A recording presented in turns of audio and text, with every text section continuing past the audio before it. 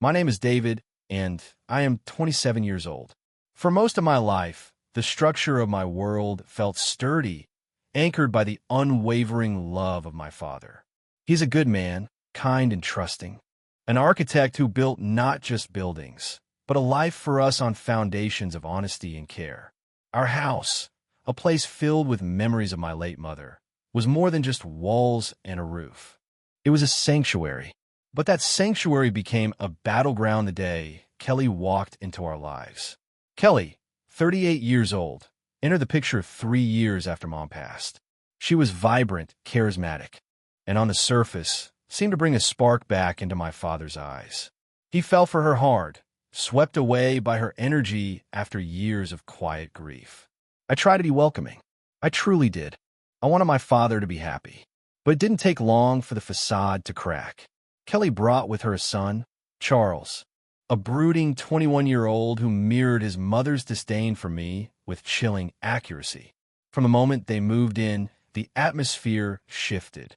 Subtle digs turned into open hostility. Kelly and Charles made it clear, without ever explicitly saying it, that I was an intruder, a relic from my father's past that needed to be removed. Their eyes held a cold resentment, and their conversations would stop abruptly whenever I entered a room. It wasn't just dislike.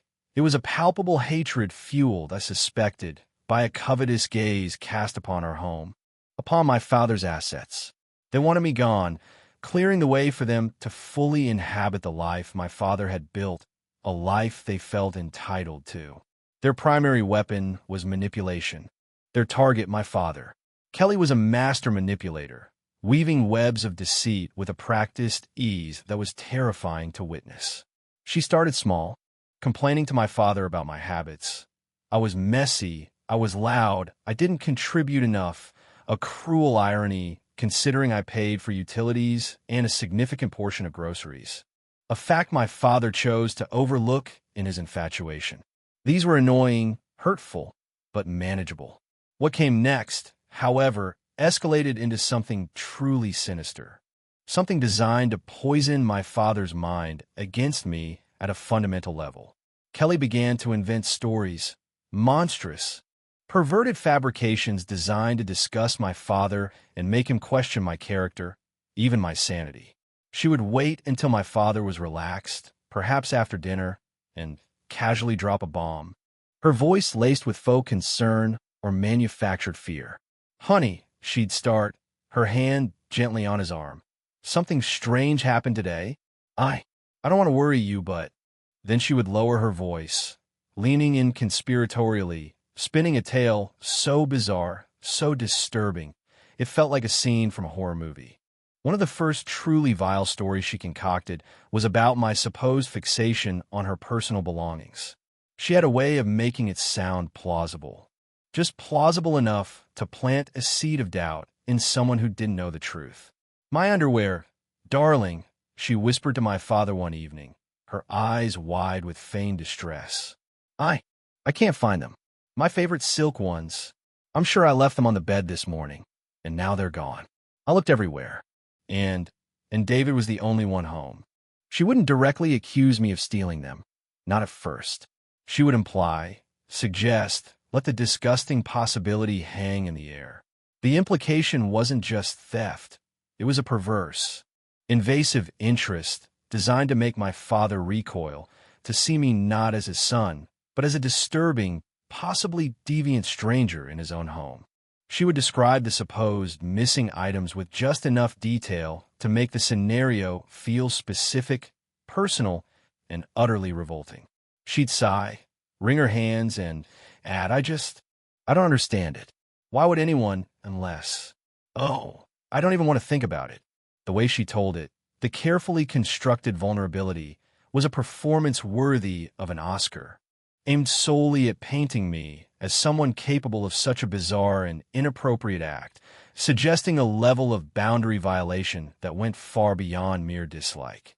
Then came the accusations of physical impropriety. Kelly had a noticeable physique. She knew it, and she used it as a tool. Her stories escalated to claiming I had been touching her, brushing against her accidentally in hallways, lingering too close, my gaze supposedly lingering on her body. He gets too close sometimes, John, she'd tell my father, her voice trembling slightly. And the way he looks, it makes me uncomfortable.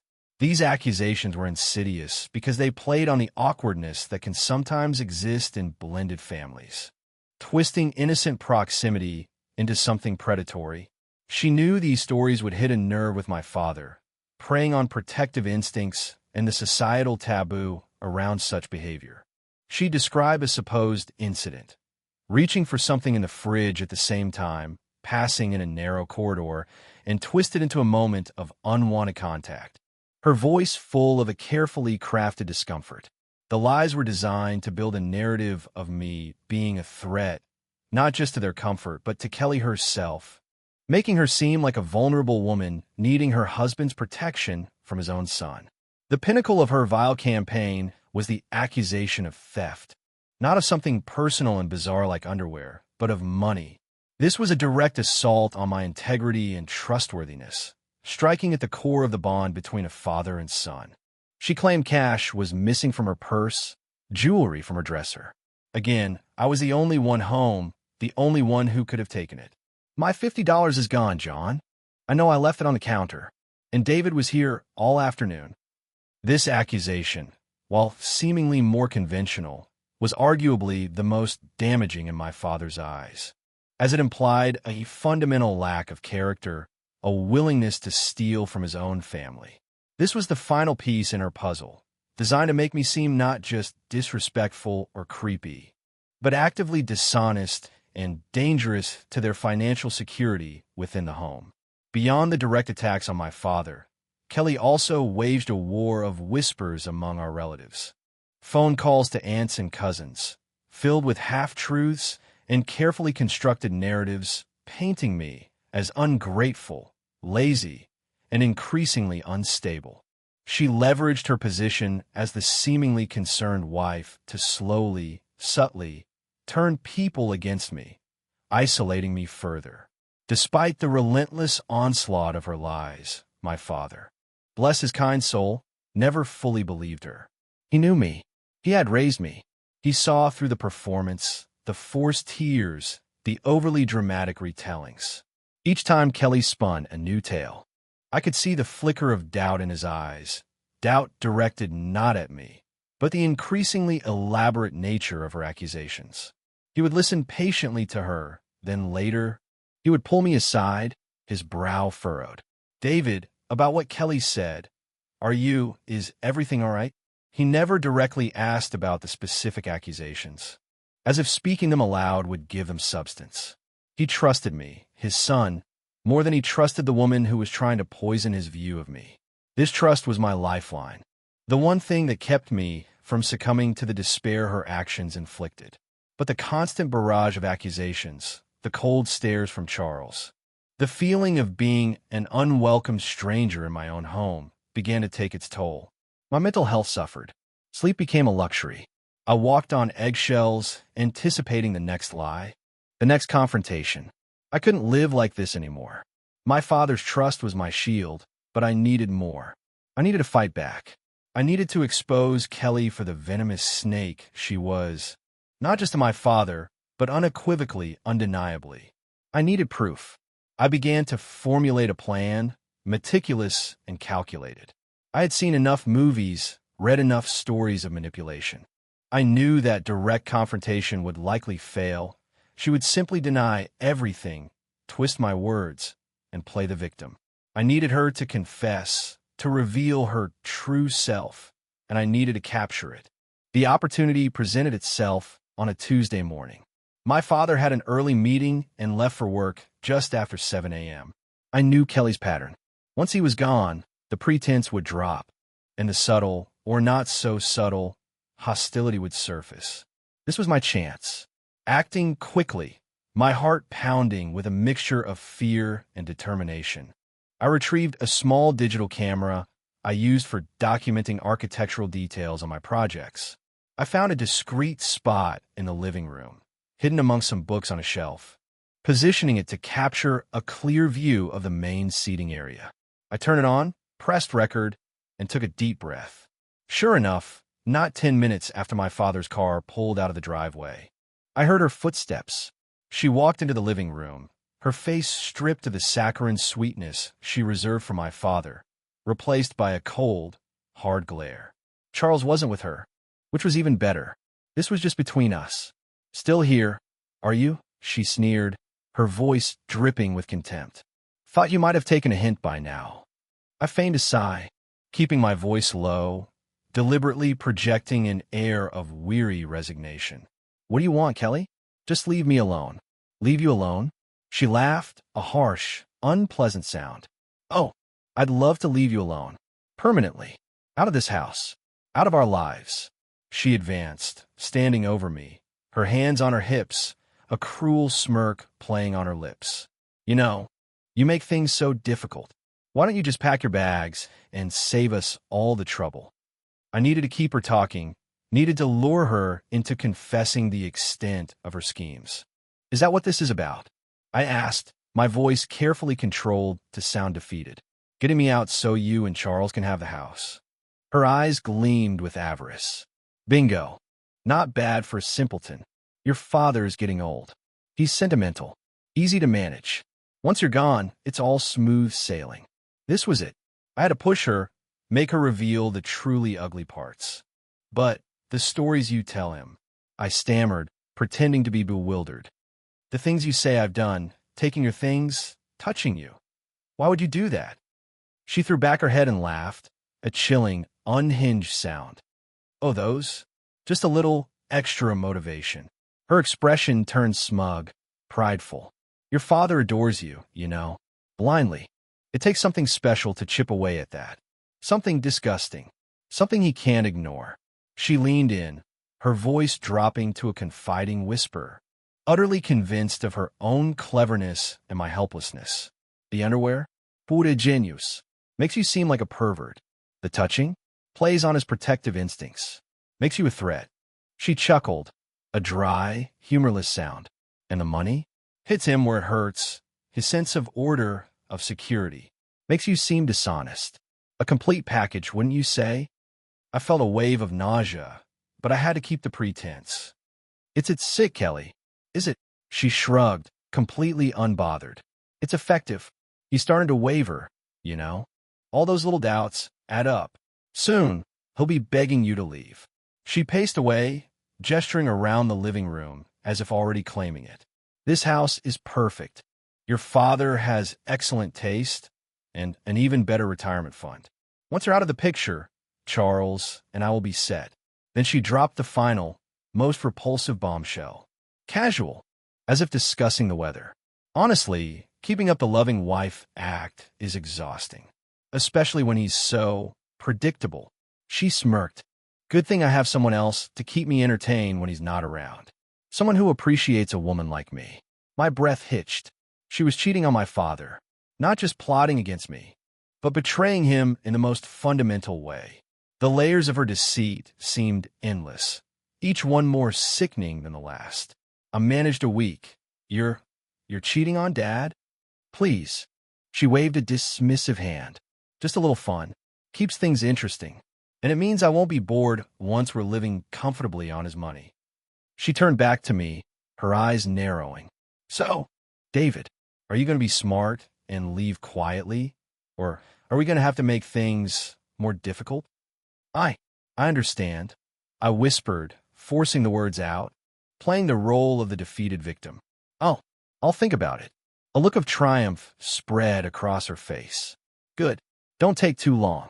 She gave me one last look of pure, unadulterated scorn, then turned and walked back towards her room, a smug, satisfied air about her. As soon as I heard her door close, I rushed to the bookshelf, my hands shaking as I retrieved the camera. The little red light was still on, still recording. I pressed stop, my fingers trembling. I had it.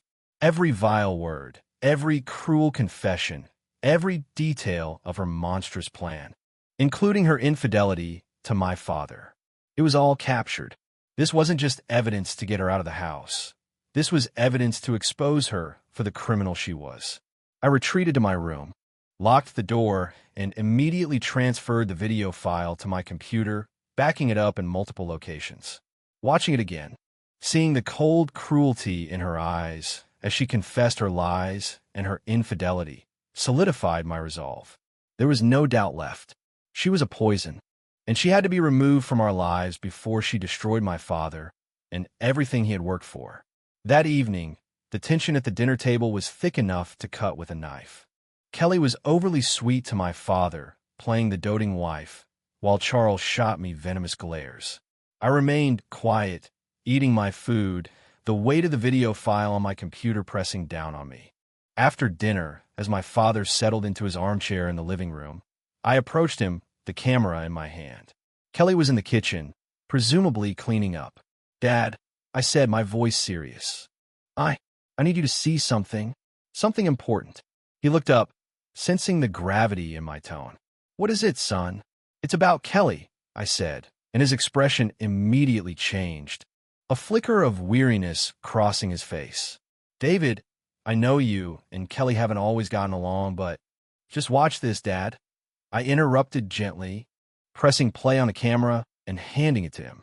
He took it, looking confused, then his eyes fixed on the screen. He saw Kelly walk into the living room, saw me sitting there. Then he heard her voice, heard the contempt, the arrogance, as she laid bare her soul, revealing the depth of her hatred for me, the calculated lies she had told him, the greedy plan to take his assets, and finally, the casual confession of her infidelity. As the video played, my father's face went from confusion to shock, then to disbelief, and finally, to a cold, silent rage I had rarely seen before. His knuckles turned white as he gripped the camera. When the video ended, he sat in stunned silence for a long moment. The only sound the faint clatter of dishes from the kitchen. He looked up at me, his eyes filled with a pain so profound it mirrored my own. She said that? She's been lying about everything." "Yes, Dad," I said, my voice soft. "Everything. The underwear, touching her, the money, it was all made up. To get rid of me, so she and Charles could take everything." I hesitated, then added, and she admitted to cheating on you too." The last piece of information seemed to shatter something within him. He stood up, his face a mask of fury and heartbreak. I need to make a call." He walked over to the phone, his back straight, his voice steady as he dialed. I heard him speak to the police, calmly but firmly, explaining that he had evidence of attempted fraud, conspiracy, and potentially other charges. Minutes later, the doorbell rang. 2 police officers stood on our porch. My father opened the door, gesturing for them to come in. "She's in the kitchen," he said, his voice hard. The confrontation was swift and devoid of the drama I had anticipated. Kelly walked out of the kitchen, a confused look on her face, which quickly turned to panic when she saw the police. My father simply said, "Kelly, the police are here. David showed me everything. It's over." She stared at me, her eyes wide with disbelief and terror. You recorded me? You set a trap?" The officers stepped forward, informing her of her rights. She began to protest, to deny. But when my father stated clearly that he had the video recording of her confession to attempted fraud and conspiracy, her resistance crumbled. Charles, drawn by the commotion, appeared at the top of the stairs, his face paling as he took in the scene. He didn't say a word. Kelly, defeated, broken, was taken into custody. At the police station, facing the undeniable evidence, Kelly confessed to the entire scheme. The lies about me, the plan to take the house and assets, her infidelity, and Charles's involvement in the plot, though his role was secondary to hers. Returning home that night, the house felt eerily quiet, the oppressive atmosphere lifted. My father, the initial shock and rage subsiding, pulled me into a tight hug. "My son," he murmured, his voice thick with emotion. "I'm so sorry you had to go through all of this. I should have seen it sooner. I should have protected you." I hugged him back, the pain of the past months easing slightly in his embrace. "It's okay, Dad. You trusted her. It's not your fault. We got her." The legal process moved forward. Based on the video evidence and Kelly's confession, the case was strong. facing the charges of attempted fraud, conspiracy, and other related offenses. Kelly and Charles eventually took plea deals to reduce their sentences. Kelly, as the mastermind, received a significant prison sentence, while Charles received a shorter one due to his lesser involvement. The house, my father's assets, were safe. Life slowly returned to a semblance of normalcy. The oppressive shadow was gone. My father and I grew closer, our bond strengthened by the ordeal. We talked openly about the past, acknowledging the pain but focusing on the future.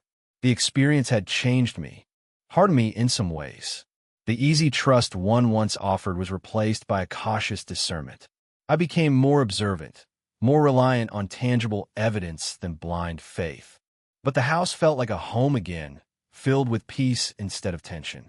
We honored the memory of my mother, our shared history grounding us. The scars remained, a reminder of the darkness we had overcome, but they no longer defined us. Life wasn't perfect, but it was authentic, built on the solid foundation of a father and son who had faced betrayal and emerged stronger together. The weight of a wicked tongue had nearly crushed us, but the truth, captured on a small digital camera, had ultimately set us free.